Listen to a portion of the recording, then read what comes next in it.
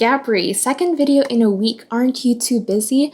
Yes, I am, and it's actually the reason why this video is coming out. So, as I said in my last one, video grapes, I'm supposed to be releasing Freeway soon, the second article in that series, and I have not gotten around to it. I have a paper due at 11 and it's already 7 p.m. So I really do have to get to that paper. I'm not gonna get to the blog post in time, which is why I'm making this short video as a substitution for Freeways. I'm still gonna write it. I'm halfway through writing it, but I feel like there are some things that just need adjustment and need more explanation, and so it'll be a longer post, but hopefully that'll be coming out soon. And in the meantime, you have this video. And so I wanted to talk about 3 words that I like that nobody really uses. And the first one is imposition. So people typically say, oh, I don't want to impose. Nobody really says, or at least I haven't encountered people who say something like, oh, I wouldn't want to be an imposition. And so the only time I've heard someone use this is Mr. Whitaker from Adventures in Odyssey, and he used the word imposition, and I was just like, oh, somebody using that word. And so I like this word. And so imposition is a noun, and the definition is the action or process of imposing something or of being imposed. And the second definition is a thing that is imposed in particular an unfair or unwelcome demand or burden. So that is what imposition means.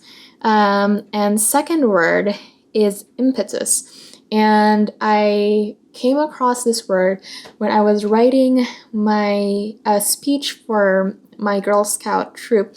I was, so we have this thing called Appreciation Day for the facility that houses, or Scouts Day. It's called Scouts Day, and there's this church that hosts our troop as well as a Boy Scout troop, and I think a Cubs pack as well. So I believe that's what you call the small Boy Scouts.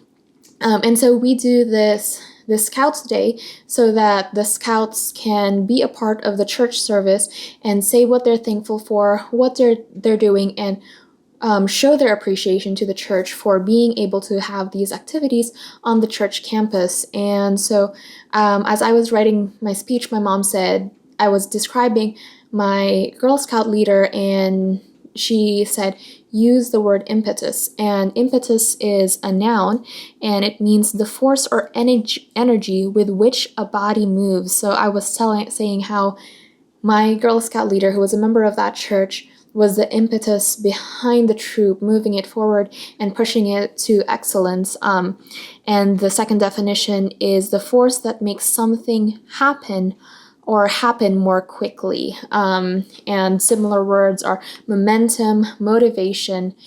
And the time I heard someone else use this was from the director of a short movie called The Silent Child.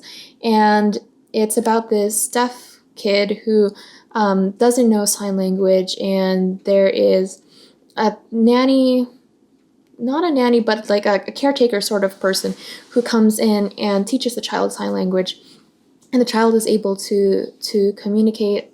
Maybe I've said too much, spoiler alert already. I'll let you watch the rest of the movie to see what actually happens.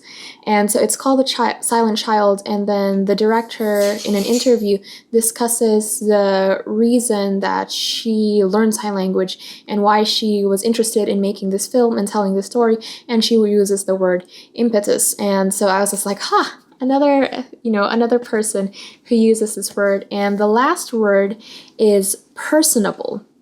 And personable is an adjective, and it says, of a person having a pleasant appearance or manner, and similar words include pleasant, agreeable, likable, nice, and charming. And so I think we usually, we use those words: charming, pleasant, relatable, but very few people use the word personable.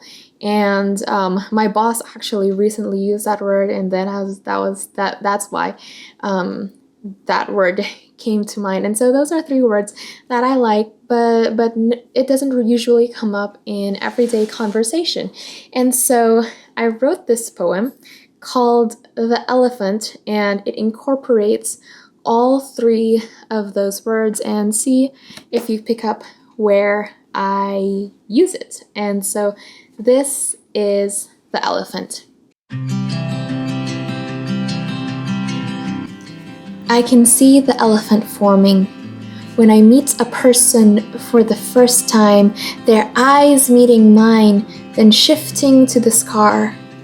Out of thin air, this massive gray beast stands between us, and with a blanket called politeness, they cover this gigantic apparition, sealing their lips, frantically gesturing for the creature to stand to the side.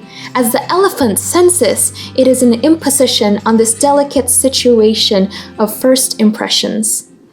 It uncomfortably tiptoes to the corner and tries to hide in this empty room of memories and experiences not yet made. And so this person who could become a friend talks like a magician pulling objects out of a hat to hide the beast they cannot dismiss, in an attempt to be personable and abide by social norms. And so their discomfort becomes the impetus to my next words. You can ask me. I don't mind. And for the second time, we lock eyes, then look to the elephant. And as if permission gave it freedom, it fades into the air. Thanks for watching. I hope you liked that video. Please be sure to hit that like button, subscribe, and hit the notification bell for more. Comment below what your thoughts are. I'd love to hear your feedback. Until next time, have a blessed week. Bye!